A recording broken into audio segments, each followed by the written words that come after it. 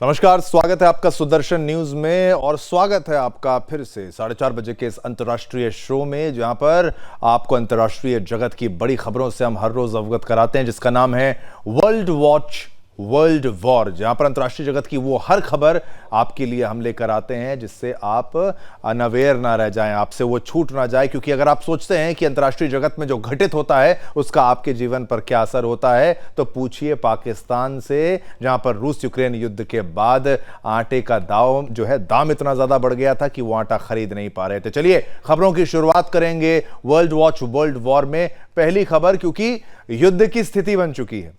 युद्ध की स्थिति कैसे बन चुकी है वो आपको बताएंगे ब्रेकिंग न्यूज के माध्यम से। यूक्रेन पर रूस का सबसे बड़ा हमला, ये लीजिए तस्वीरों के साथ जानिए। यूक्रेन के नीप्रो शहर को निशाना बनाया गया है, इस वक्त की सबसे बड़ी खबर आ रही है। और रूस के आईसीबीएम ने यानी इंटरकॉन्टिनेंटल बैलिस्टिक मिसाइल से हमला किया है। यह हमला जो है आईसीबीएम इंटरकॉन्टिनेंटल बैलिस्टिक मिसाइल जो है वो दाग दी है। ये यूक्रेन ने कह दिया है, यूक्रेन पर रूस का ये सबसे बड़ा हमला है इस वक्त का। आईसीबीएम अगर हथियार का इस्तेमाल किया जाता है तो आप सोच सकते हैं कि किस स्थिति में ये युद्ध चला गया है। यूक्रेन के नीप्रो में अगर बात करें, वहां पर ये मिसाइल जो है उसका निशाना थी, इंटरकॉन्टिनेंटल बैलिस्टिक मिसाइल। और अब आगे युद्ध परमाणु होने वाला है, ऐसी खबर सामने आ रही है। लेकिन अब आगे क्या होगा ये आने वाला वक्त बताएगा, क्योंकि अब ये बड़े बड़े हथियार जिनकी तस्वीरें आप देख रहे हैं ये एक्टिव हो चुके हैं और कभी भी युद्ध क्षेत्र में इनकी संख्या को बढ़ाया जा सकता है। जो ट्रंप वापस आए तो तबाही थोड़ी थोड़ी तो लेकर आए, क्योंकि पुतिन अब मुझे लगता है ज़्यादा कॉन्फिडेंट हैं। पुतिन को यकीन है कि भाई अब स्थिति जो है मेरे काबू में है, और अगर काबू में नहीं रही तो मैं बेकाबू हो जाऊंगा। यूक्रेन पर रूस का ये बड़ा हमला, यूक्रेन के नीप्रो शहर को निशाना बनाया। ये लीजिए, ये नक्शा भी देखिए और आप समझेंगे कैसे ये हमला जो है वो हो चुका है। इंटरकॉन्टिनेंटल बैलिस्टिक मिसाइल जो है वो दाग दी गई है और रूस ने अपने असली हथियार अब निकाले हैं। अब है भाई साहब जंग जो है, अब युद्ध जो है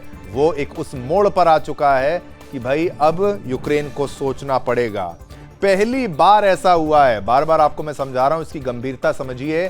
सुबह 5 से 7 बजे के बीच ये हमला हुआ, पहली बार हुआ है 2 साल के अंदर, युद्ध में 2 साल के अंदर कि रशिया ने आईसीबीएम का इस्तेमाल किया है। ये तस्वीर ये देखिए, ये तस्वीर देखिए, और ये इसी तरीके की तस्वीरें इस वक्त युद्ध क्षेत्र में देखने को मिल रही है।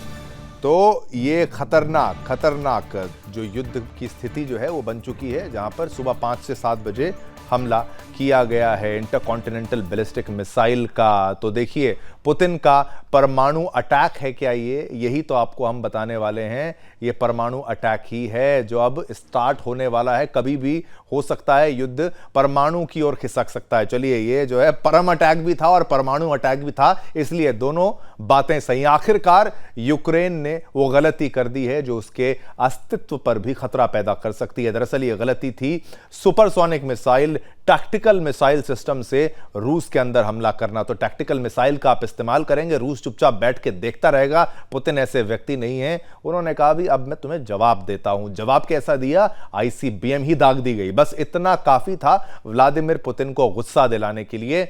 और चलिए आपको थोड़ा और विस्तार से बताते हैं कि क्यों यूक्रेन और रूस युद्ध परमाणु युद्ध के मुहाने पर आकर खड़ा हो चुका है। एक तरफ तो भारत समेत कई देश इस युद्ध को रुकवाने के लिए कोशिशों में जुटे हुए थे, तो वहीं दूसरी तरफ अमेरिका ने यूक्रेन को रूस के अंदर अपने supersonic missile, tactical missile system से हमला करने की मंजूरी दे दी। बस फिर क्या था, यूक्रेन ने भी भविष्य के बारे में सोचे बिना रूस पर इन बैलिस्टिक मिसाइलों से हमला कर दिया, जिसके बाद रूस के राष्ट्रपति यानी पुतिन ने मंगलवार को बैलिस्टिक मिसाइल के हमले का जवाब न्यूक्लियर अटैक से दिए जाने का ऐलान कर दिया। अभी न्यूक्लियर हुआ नहीं, आपको फिर से मैं चेता देता हूं।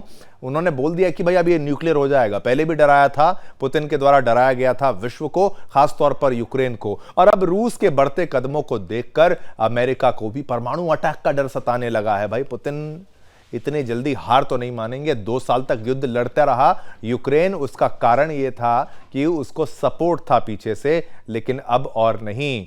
अब डर सताने लगा है अमेरिका को, जिसकी वजह से व्लादिमीर पुतिन की वार्निंग के बाद परमाणु हमले के खौफ के बीच अमेरिका ने यूक्रेन में अपना दूतावास बंद कर दिया है। अगर अमेरिका दूतावास बंद करे, एडवाइजरी जारी करे, तो आप समझ लीजिए मामला गंभीर है, कुछ बड़ा होने वाला है। अमेरिका ने कीव में संभावित हवाई हमले के खतरे का हवाला देकर अस्थायी तौर पर दूतावास बंद कर दिया है। दूतावास ने बयान जारी कर कीव में अपने स्टाफ को कामकाज बंद करने की सलाह दे दी है। इसके साथ ही यूक्रेन में रह रहे अमेरिकी नागरिकों को भी संभावित हवाई हमले के मद्देनजर अलर्ट रहने और जरूरी एहतियात बरतने को कहा गया है। और सिर्फ अमेरिका ही नहीं, बल्कि नेटो देशों ने भी, जिसको नाटो कहते हैं कुछ लोग, नाटो देशों ने भी अपने नागरिकों को परमाणु हमले के लिए तैयार रहने के लिए कह डाला है।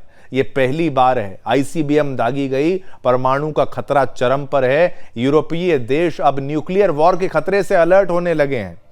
अब पुतिन कुछ भी कर सकते हैं। नॉर्वे, फिनलैंड, डेनमार्क में लोग खाना और बाकी जरूरी चीजें जुटाने लगे हैं। वहीं रूस में एन रेजिस्टेंट यानी न्यूक्लियर रेजिस्टेंट मोबाइल बंकर बनाने का काम भी शुरू हो गया है। ये मामला बहुत गंभीर है, बहुत कुछ हो सकता है। आप भी सुदर्शन न्यूज लगातार देखते रहिए, क्योंकि हम पल पल की अपडेट आपको दे रहे हैं। तो किस तरह से न्यूक्लियर अटैक का खतरा बढ़ने लगा है, अब आपको ग्राफिक्स के जरिए हम समझाने का प्रयास करेंगे कुछ पलों में, लेकिन ये तस्वीरें भी आप तब तक देखते रहिए जब तक ग्राफिक्स आपके लिए हम तैयार करते हैं। लीजिए, आपके टेलीविजन स्क्रीन पर ग्राफिक्स भी वर्ल्ड वॉर वर्ल्ड वॉच में तैयार हो चुके हैं। बिल्कुल ऐसी स्थिति है, युद्ध हो चुका है भाई साहब। अमेरिका की मंजूरी के बाद यूक्रेन ने रूस पर बैलिस्टिक हमला किया और पुतिन ने बैलिस्टिक मिसाइल का जवाब न्यूक्लियर से देने की चेतावनी दी। पुतिन ने कहा है कि आप देख लीजिए, बैलिस्टिक मिसाइल का जवाब न्यूक्लियर से देने की चेतावनी तो दे दी है, आगे क्या है वो भी आप जानिए।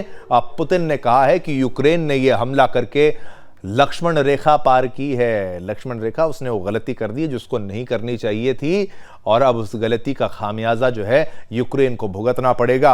अमेरिका ने यूक्रेन में अपना दूतावास बंद कर दिया है। अमेरिका ऐसा कुछ करता है तो ये पुतिन की आंख जो आप देख रहे हैं, जिस तरीके से एटीट्यूड के साथ वो देखते हैं, वो करते हैं, जो चाल ढाल है, जो उनकी मैसेजिंग है, अभी तक हम आशा करते हैं कि न्यूक्लियर ना बने, लेकिन जब तैयारियां हो गई तो कुछ हो सकता है। अमेरिका ने हवाई हमले के डर से अपना दूतावास बंद कर दिया है। अब पुतिन नहीं छोड़ेंगे अमेरिका को, क्योंकि अमेरिका जानबूझकर गलत पंगा ले रहा है वो रूस से। अमेरिका को नहीं लेना चाहिए। अभी पावर ट्रांजिशन है, बाइडेन के रहते रहते ये बदलाव जो है, बाइडेन क्या पता ऐसा कुछ करवाना चाह रहे हो कि भाई ये सब उनके रहते रहते हो जाए, बर्बाद करके चले जाए अमेरिका को। अमेरिका ने कीव में अपने नागरिकों को सावधानी बरतने को कहा है। नॉर्वे, फिनलैंड, डेनमार्क में लोगों ने खाना, जरूरी चीजें जुटाने में काम जो है उसका शुरू कर दिया है। नाटो देश अपने नागरिकों से युद्ध के लिए तैयार रहने को कह रहे हैं। भाई साहब, क्या तैयारी करोगे न्यूक्लियर वॉर की? आप देखिए, स्वीडन ने अपने नागरिकों को पैम्फलेट बांटे हैं। पैम्फलेट्स में अपने नागरिकों को शेल्टर की सलाह दी है। यह स्थिति हो चुकी है, ये वर्ल्ड वॉर जिसकी बातें कही जाती थी ना टेलीविजन स्क्रीन पर, बिल्कुल वही स्थिति बन चुकी है। दूसरे विश्व युद्ध के बाद पैम्फलेट सिर्फ 5 बार जारी किया गया है, और इस बार यह पर्चा प्रत्येक नागरिक के घर में भेजा गया है कि भाई युद्ध होने वाला है, तैयार हो जाओ, न्यूक्लियर हो सकता है। वर्ल्ड वॉर के बाद ये 5 बार ऐसा भेजा गया, और अब भेजा गया है। दूसरे विश्व युद्ध के बाद पैम्फलेट सिर्फ 5 बार जारी किए गए हैं। और नॉर्वे ने भी अपने नागरिकों के बीच इमरजेंसी पैम्फलेट जारी किए हैं। रूस में न्यूक्लियर रेजिस्टेंट मोबाइल बंकर बनाने का काम जो है वो शुरू हो गया है। अब रूस भी तैयारी कर रहा है कि भाई मैं दागूंगा न्यूक्लियर, तो वहां से कोई आलू तो फेंकेगा नहीं, वहां से कोई गुलाब तो फेंकेगा नहीं, वो भी मिसाइल ही दागेंगे, और वो भी न्यूक्लियर ही हो सकती है। तो रूस कहता है ठीक है, हम तैयार हैं, हम तो बर्बाद आपको करेंगे, हम भी अगर बर्बाद ना हो जाएं, इसके लिए न्यूक्लियर रेजिस्टेंट मोबाइल बंकर हमने तैयार कर लिए हैं। एन रेजिस्टेंट बंकर, मोबाइल मतलब कहीं भी ले जा सकते हैं, कोई फोन को नहीं कहते मोबाइल मतलब जो मूविंग होता है। अब चलिए, हमारे साथ टीपीएस त्यागी साहब हमारे साथ, रिटायर्ड मेजर जनरल टीपीएस त्यागी साहब, आप हमारे साथ जुड़ चुके हैं। त्यागी जी, अगर मैं आपसे पूछूं, ये माहौल जितना खतरनाक मुझे नजर आ रहा है, पैम्फलेट्स बांटे जा रहे हैं और पुतिन जो है वो गुस्से में है, आगे आपको क्या लगता है, दब जाएगा क्या न्यूक्लियर मिसाइल का बटन? देखिए, जब सेकेंड वर्ल्ड वॉर हुआ था तो उस समय अमेरिका ने जापान के ऊपर न्यूक्लियर बम ये कहकर और ये लॉजिक देकर डाला था कि युद्ध बहुत लंबा खिंच चुका है, हम इसे बंद करवाना चाहते हैं। अब मुझे लगता है कि वो न्यूक्लियर युद्ध शुरू करवाना चाहते हैं, क्योंकि उन्होंने लॉन्ग रेंज मिसाइल्स को यूक्रेन को कह दिया है कि आप इन्हें रशिया के मेनलैंड में इस्तेमाल करें। और यूक्रेन ने बगैर सोचे समझे attack MS missile, storm shadow missile, scalp missile, इनका इस्तेमाल भी रशिया के अंदर शुरू कर दिया। इसके बाद रशिया के प्रेसिडेंट ने सबसे पहले तो अपनी न्यूक्लियर डॉक्ट्रिन के अंदर चेंज किया, और उस न्यूक्लियर डॉक्ट्रिन में अब ये शामिल है कि नेटो के किसी देश द्वारा अगर मेरे ऊपर अटैक होता है तो मैं न्यूक्लियर अटैक करने के लिए स्वतंत्र हूं, और ऐसे ही अगर कोई देश कन्वेंशनल वेपन से भी मुझे अटैक करता है लेकिन किसी न्यूक्लियर देश की सहायता से, तो मैं इसे अपने ऊपर न्यूक्लियर अटैक समझूंगा। यानी कि उन्होंने न्यूक्लियर अटैक करने की पूरी स्वतंत्रता अपनी न्यूक्लियर डॉक्ट्रिन के अंदर शामिल कर ली है। अब मूसलाधार बारिश होने से पहले बूंदाबांदी होती है, और वो बूंदाबांदी आज पहली दफा पिछले 3 साल से चले आ रहे रूस और यूक्रेन के युद्ध में रशिया ने शुरू की। रशिया ने वहां पे रोदेब, क्या इसको बोलते हैं, रोदेब मिसाइल का इस्तेमाल किया। ये जो मिसाइल है वैसे तो रशिया के आर्सेनल में बड़ी बड़ी घातक। बिल्कुल बिल्कुल त्यागी जी, एक छोटे से ब्रेक के लिए मुझे अनुरोध किया जा रहा है, एक छोटा सा ब्रेक लेते हैं, वापस आएंगे, इस पर विस्तार से आपकी प्रतिक्रिया लेंगे, लेकिन परमाणु अटैक ना हो जाए ये डर है। और मैं आपको बता रहा हूं कि परमाणु हमले की हमने बात की, अब आपको जरा ये भी बता दें कि आखिरकार इतना तनाव क्यों बढ़ गया है। मामला परमाणु हमले जैसे विध्वंसकारी युद्ध तक पहुंच गया है। ये सारा घटनाक्रम तब बदला जब यूक्रेन ने रूस के अंदर टारगेट करने वाली लंबी दूरी की 6 अमेरिकी मिसाइलें दागी। यूक्रेन ने पहले भी अटैकम्स का इस्तेमाल किया था, लेकिन ये इस्तेमाल बॉर्डर से जुड़े इलाकों तक सीमित था। ये जमीन से जमीन यानी कि land to land, surface to surface पर मार करने वाली बैलिस्टिक मिसाइलें हैं जो 300 किलोमीटर दूर तक के टारगेट को भेज सकती हैं। लंबी दूरी तक मार करने की वजह से ये मिसाइल यूक्रेन के लिए गेम चेंजर साबित हो सकती हैं। हमारे मेहमानों के पास चलेंगे। संजीव श्रीवास्तव जी भी हमारे साथ हैं, टीपीएस त्यागी साहब भी हमारे साथ हैं। संजीव जी, आपका भी स्वागत है, आप भी जुड़ चुके हैं। त्यागी जी से पहले उनका कमेंट जो है वो पूरा करते हैं। आपने बताया ये हो गया शुरू, गलती, अमेरिका भी इसमें इन्वॉल्व है, तो अमेरिका को भी क्या डर है त्यागी साहब? क्या भाई आईसीबीएम क्या उनके टारगेट में? अब ये टेक्निकलिटीज आप ज्यादा बेहतर समझते होंगे, अब अमेरिका को भी तो डर लग रहा होगा, लेकिन पावर ट्रांजिशन हुई है तो इसके लिए बाइडेन जिम्मेदार हैं कि ट्रंप जिम्मेदार हैं, ये भी मैं आपसे जानना चाहता हूं। देखिए, इसके लिए जिम्मेदार मैं बाइडेन और ट्रंप दोनों को ही कहूंगा। अच्छा। असलियत में ट्रंप तो कोशिश कर रहे थे कि किसी तरह से रूस और यूक्रेन के अंदर शांति को हम स्थापित कर सके, लेकिन ईगो की प्रॉब्लम है। जो बिडेन है वो ये चाहते हैं कि मैं जाते जाते, अब उनका थोड़ा सा कार्यकाल बचा है, कि मैं जाते जाते ऐसा कर जाऊं कि मुझे एक शक्तिशाली प्रेसिडेंट के रूप में जाना जाए। लिहाजा उन्होंने यूक्रेन को वो इजाजत दे दी जो उन्हें नहीं देनी चाहिए थी। अगर परमाणु युद्ध हुआ तो आने वाले इतिहास में इस युद्ध को शुरू करने के लिए जिसने कैटलिस्ट का काम किया वो जो बिडेन का नाम आएगा। बिल्कुल बिल्कुल बिल्कुल। मैं थोड़ा सा ये बताना चाहता हूँ कि ये जो मिसाइल अटैक एमएस मिसाइल, जिसको आप 300 किलोमीटर कह रहे हैं, ठीक है, उन्होंने इजाजत दी थी केवल कुर्स्क रीजन में इस्तेमाल करने की, लेकिन यूक्रेन ने उसे बेलगोरोड में भी हमला किया और ब्रियांस्क में भी हमला किया, यानी कि उसने अमेरिका की बात को भी नहीं माना। अब रशिया ने जो किया है वो पहली बार किया है सर।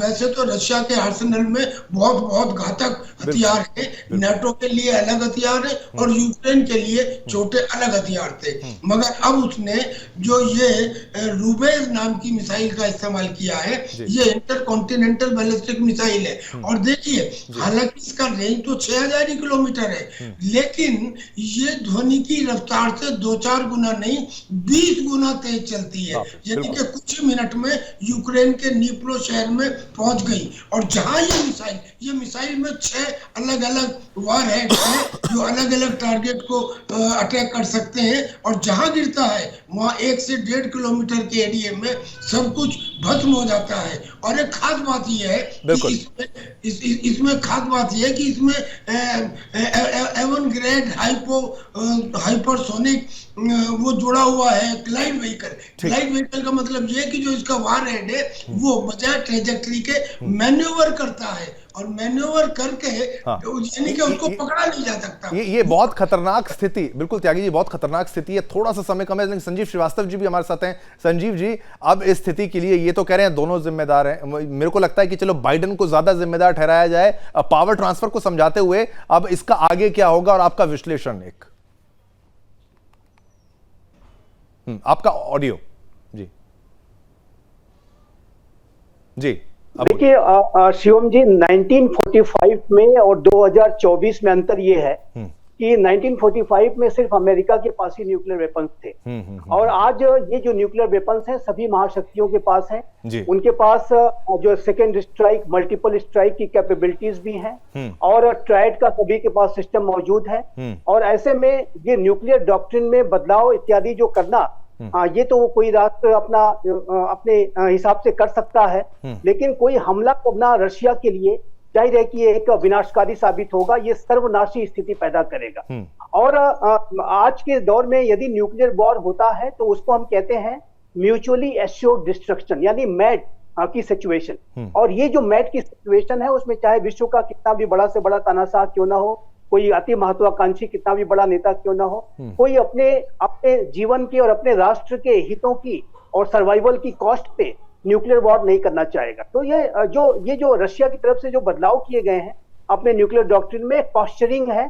और जाहिर है कि अब अमेरिका ने यूक्रेन को ये जो हमला करने की इजाजत जो लॉन्ग रेंज मिसाइल्स के माध्यम से दी है, आर्मी टैक्टिकल मिसाइल सिस्टम्स के माध्यम से, वो इजाजत इस वजह से दी है क्योंकि इस तरीके की रिपोर्ट्स हैं कि रशिया और नॉर्थ कोरिया के जो सोल्जर्स हैं वो यूक्रेन के द्वारा जो रशिया की कुर्स्क क्षेत्र में जो टेरिटरी होल्ड करके रखी गई है, ऑक्युपाई करके रखी गई है, उसको वो छुड़ाने की अपना प्रयास कर रहे हैं। तो ऐसे में ये जो पॉस्चरिंग, जो position of strength, defence posture एक दूसरे को दिखाने की कोशिश है, लेकिन इसका आशय ये नहीं है। बिल्कुल, मैं समय का थोड़ा अभाव है, मैं धन्यवाद करना चाहूंगा, ये थोड़ा शॉर्ट हमारे पास ड्यूरेशन रहता है। त्यागी जी बहुत बहुत धन्यवाद, श्रीवास्तव जी बहुत बहुत धन्यवाद। ये गुयाना की जो है ऐतिहासिक यात्रा पर पहुंचे पीएम मोदी को डोमिनिका राष्ट्रमंडल ने अपना सर्वोच्च सम्मान यानी डोमिनिका अवार्ड ऑफ ऑनर प्रदान किया है। 56 सालों के बाद गुयाना में किसी भारतीय पीएम का यह पहला दौरा है। डोमिनिका के सर्वोच्च राष्ट्रीय सम्मान से सम्मानित होने के बाद प्रधानमंत्री नरेंद्र मोदी ने कहा, यह सम्मान केवल मेरा नहीं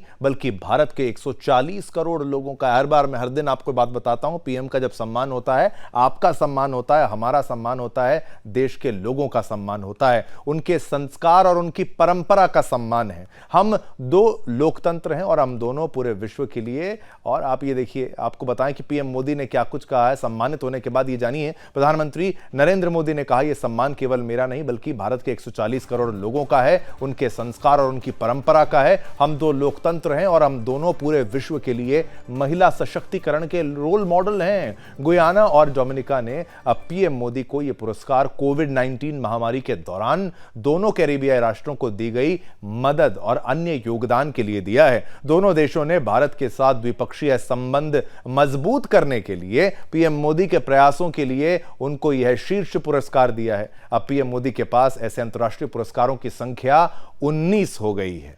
चलिए आगे दीजिए, समय इतनी अनुमति देता है आपके साथ संवाद करने की। कल फिर आएंगे, नए मुद्दे होंगे और वर्ल्ड वॉच वर्ल्ड वॉर में आपके लिए हर अंतर्राष्ट्रीय मुख्य खबर ऐसी होगी जिसको आपको देखना बेहद महत्वपूर्ण है। आगे दीजिए मुझे, शिवम दत्त मेहता को और मेरी पूरी टीम की तरफ से आप सभी को जय हिंद, जय भारत, जय हिंदुस्तान।